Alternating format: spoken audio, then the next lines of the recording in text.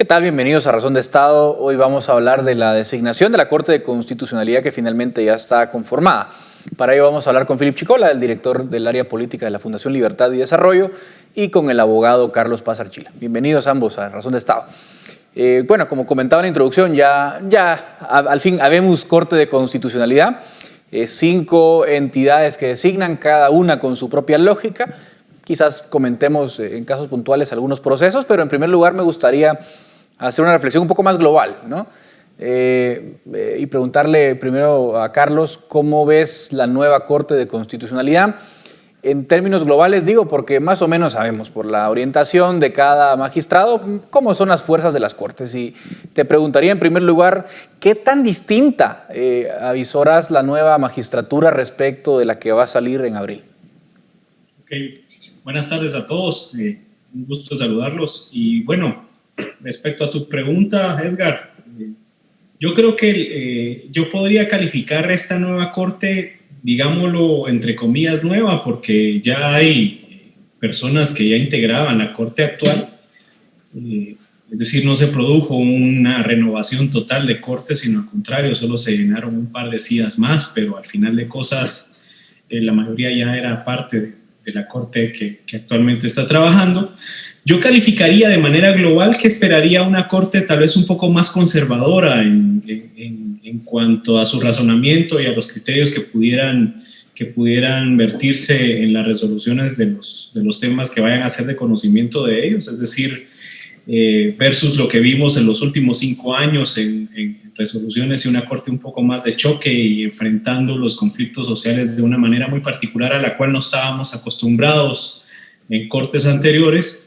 Yo creo que con esta nueva Corte, llamémoslo así, tal vez privilegiamos un poco el criterio conservador en el razonamiento, que va a ser efectivamente, o lo vamos a poder percibir ya cuando dicha Corte enfrente los conflictos sociales que ya de por sí se han caracterizado dentro del país y que de alguna manera ahí es donde vamos a sentir precisamente ese criterio conservador y vamos a poder tener insumos para ya analizar de qué manera con ese criterio de conservadurismo pueden afrontarse y tratar de resolverse algunos conflictos sociales que ya de por sí pues son claro, nuestro de cada día. Ahora, Philip, como lo dice atinadamente Carlos, ¿no? En realidad Roberto Molina Barreto es reelecto en la Corte Suprema de Justicia.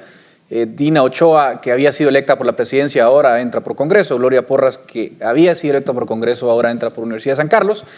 Luego tenemos a Leila Lemus como la designada por el Ejecutivo y el Colegio de Abogados, luego hablaremos de los pormenores de la elección, pero de momento es Néstor Vázquez. Realmente son Néstor Vázquez y Leila Lemus los nuevos, digámoslo así, en esta Corte, como ya lo advertía Carlos. Y te hago una pregunta a ti que se refiere a lo que has comentado en algunas columnas y algunos programas pasados. La Corte que está saliendo, en términos políticos, la referíamos como una Corte contrapoder, en el sentido que es contraria al establishment o a la mayoría del poder político. Sí, eso se habla mucho en términos, digamos, jurídicos, como una Corte contramayoritaria, ¿no? Contra el poder legislativo, político, etc. ¿Esta nueva magistratura qué tan contrapoder va a ser? ¿O va a ser una magistratura más afín al poder político? Bueno, yo creo que lo extraordinario de la magistratura 2016-2021 es que un poco por los efectos de 2015 y por algunas condiciones muy particulares del primer trimestre de 2016, por primera vez en la historia democrática del país, una Corte de Constitucionalidad tenía una mayoría contrapoder. Y creo que eso en gran medida explica esa relación de conflicto-choque que hubo con los últimos 2 ejecutivos, con los últimos 2 congresos. Esta nueva Corte que estará asumiendo el 14 de abril, creo que tiene, como bien lo decía Carlos, un viraje un poco más conservador. Creo que va a tener una línea de interpretación más originalista, viendo un poco, pues no solo los perfiles de quienes se reeligieron, sino también de los recambios que se han dado. Aunque yo también me atrevería a presagiar que tampoco no va a ser una Corte de retroceso jurisprudencial. O sea, yo no veo esta Corte regresándonos a la era de las cavernas en términos de interpretación de jurisprudencia constitucional. Creo que hay perfiles, por ejemplo, el perfil de Leila Lemus, me parece que es un perfil interesante, porque ella ha tenido mucha experiencia en administración pública, ella conoce los pormenores de la disfuncionalidad del Estado Y creo que ha sido una abogada que se ha formado también bajo líneas de interpretación que no necesariamente son originalistas en su máxima expresión. Entonces, a mí no me extrañaría que una Leila Lemus también nos sorprenda con criterios, no quiero llamarles progresistas, pero tal vez con criterios un poco más evolucionistas en cuanto a la interpretación constitucional. Ahora, a nivel de colegio de abogados, como ya lo decía Edgar, yo creo que podemos hablar porque yo creo que hay un escenario un poco ahí caótico de conflicto, pero yo sí creo que va a ser una corte más conservadora, un poco más originalista, pero tampoco yo veo que sea un retroceso a un statu quo antes. Creo que va a ser una corte menos de choque, pero que creo que sí va a seguir sirviendo como un árbitro de contramayoritario o de balance político respecto a los poderes del Estado. Carlos, vimos, y luego también con Philip voy a abordar este punto, vimos, por ejemplo, desde Estados Unidos una atención, me refiero, muy particular a esta designación de corte. Lo vimos a todo nivel, desde la Embajada de Estados Unidos en Guatemala, pero también pasando por Juan González en el gobierno, aparte de Casablanca, la llamada del propio presidente Biden al presidente Giammattei. O sea, yo nunca había visto, por lo menos, que Estados Unidos fuera tan explícito en su preocupación por las cortes. Por supuesto que siempre ha tenido un rol, en la promoción de la transparencia y demás, pero ¿cómo lees ese factor y cómo en todo caso puede condicionar el ejercicio de la nueva corte? Yo creo que hasta cierto punto ese nivel de preocupación es entendible, sobre todo porque creo que en los últimos años, a nivel de institucionalidad y específicamente en cuanto a sistema de justicia se refiere, creo que hemos evidenciado cómo la descomposición y el debilitamiento institucional ha incidido de manera profunda en los conflictos a nivel social, sobre todo a nivel de la polarización y la división que se ha tenido en los últimos años.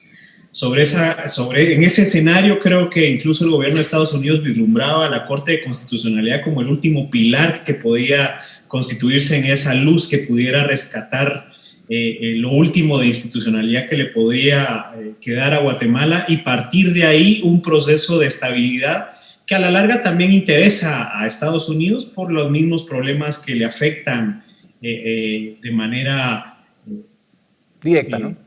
Directa por el tema propiamente de migración, el tema de violencia, el tema de narcotráfico. Entonces tampoco Estados Unidos se podría dar el lujo de que aquí pasara cualquier cosa a nivel de institucionalidad. Entonces creo que sí es un tema que la Corte puede tener siempre presente, vislumbrando precisamente los conflictos sociales que en su momento puedan llegar a su conocimiento y teniendo presente también ese interés que va a tener Estados Unidos en cómo evoluciona precisamente las decisiones judiciales. Coincido con Philip que esas decisiones judiciales tampoco es que vayan a romper con criterios judiciales que se han venido manifestando desde que la Corte de Constitucionalidad funciona en nuestro país, pero que sí va a jugar un rol importante en esos conflictos que va a tratar de resolver. Ahora, digamos que una preocupación central del ciudadano medio, Philip, es, y en esta misma dirección, digámoslo así, de la preocupación de nuestro aliado Estados Unidos, es la lucha contra la corrupción. Por nuestro particular diseño institucional, lo venimos repitiendo casi que todas las semanas,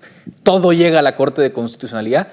Casos que son penales, luego también le voy a dar un poco la opinión a Carlos, pero digamos de una visión más política, Philip, digamos, todo llega eventualmente a la Corte y la Corte tiene también, digamos, la llave para abrir las cárceles de Mariscal Zavala o de Matamoros, o también tiene la posibilidad de continuar con esa lucha contra la corrupción en sentido político, ¿no? Entonces, a tu juicio, Philip, y obviamente en términos muy globales y preliminares, ¿peligra la lucha contra la corrupción o podemos decir que esta nueva magistratura de alguna forma va a mantener ese rol que había jugado la CCE en el sentido de, miren, yo no me meto en esos temas, que sigan los casos?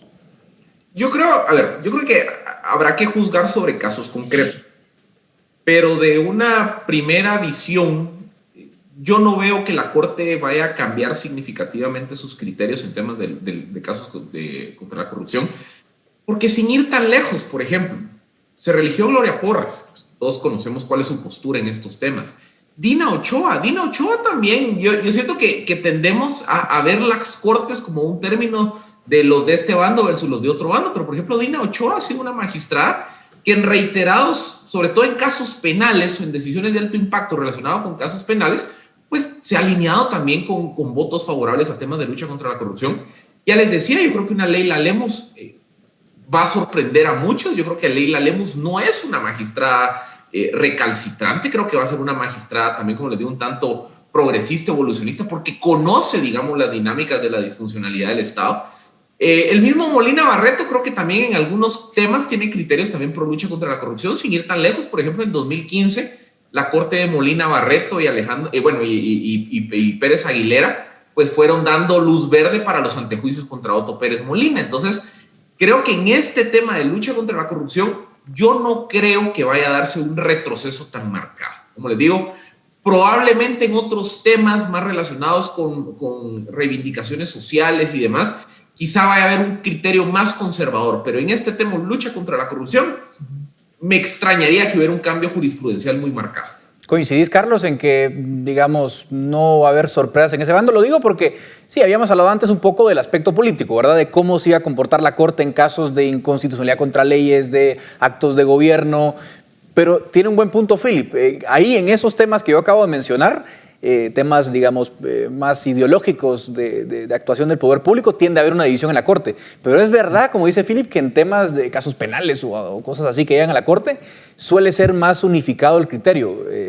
Creo yo que por ahí va la cosa. En esa parte coincido. Fíjate que yo no veo en el tema penal propiamente que los criterios en algún momento podamos vislumbrar una manifestación de un giro de 180 grados en lo que ya en su momento la Corte ha dicho.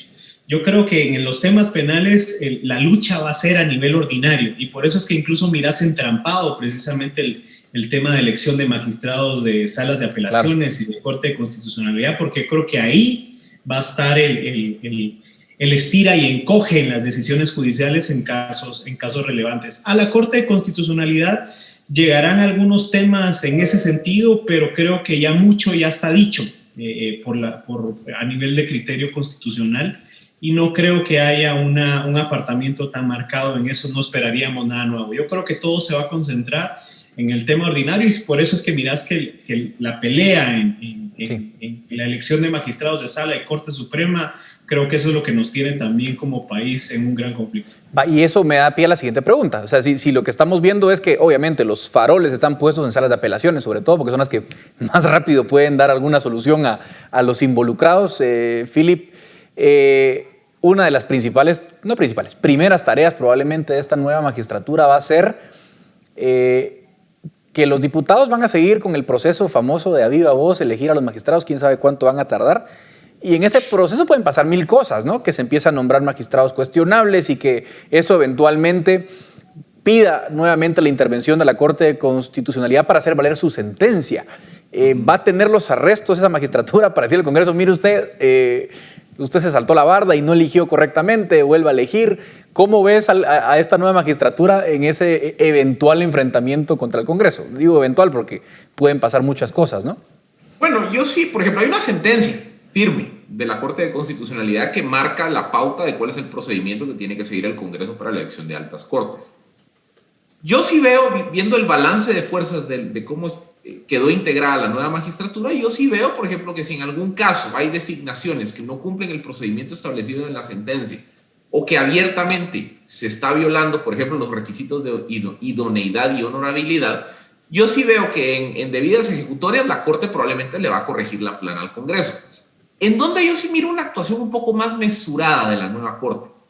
Creo que no van a entrar, por ejemplo, en un conflicto directo de certificarlo conducente entre diputados. Creo que ese escenario lo podemos sacar de la ecuación, pero tampoco no miro una Corte que se va a plegar o que se va a poner de alfombra respecto de un Congreso si quiere poner a los amigos o a personajes directamente vinculados con causas penales o con actuaciones cuestionables. O sea, creo que va a ser una Corte menos de choque respecto del poder legislativo, pero yo sí los veo teniendo un rol activo en hacer cumplir la sentencia que está vigente desde junio del año pasado. Claro. Ahora, Carlos, por ejemplo, hablando en estos enfrentamientos, hay una noticia que ha pasado un poquito inadvertida por esta elección de la nueva Corte, y es que la Corte Suprema de Justicia revivió o resucitó una denuncia que tenían los magistrados Gloria Porras, Francisco de Mata y en paz descanse también Onerje Mejía. La resucitó porque la Corte había suspendido ese antejuicio. Es una denuncia por prevaricato, el famoso caso de Andrés Compas. la Corte Suprema la revivió y la mandó al Congreso. ¿Eso puede condicionar, Carlos, en tu opinión? Te lo pregunto más un poco en olfato político, ¿no? que en clave legal. ¿Ves que eso tenga futuro? ¿Ves que eso pueda condicionar algo, que pueda de alguna forma otra vez subir las tensiones? ¿O crees que eso se va a poder apagar? Yo no le veo mucho futuro a mi criterio personal.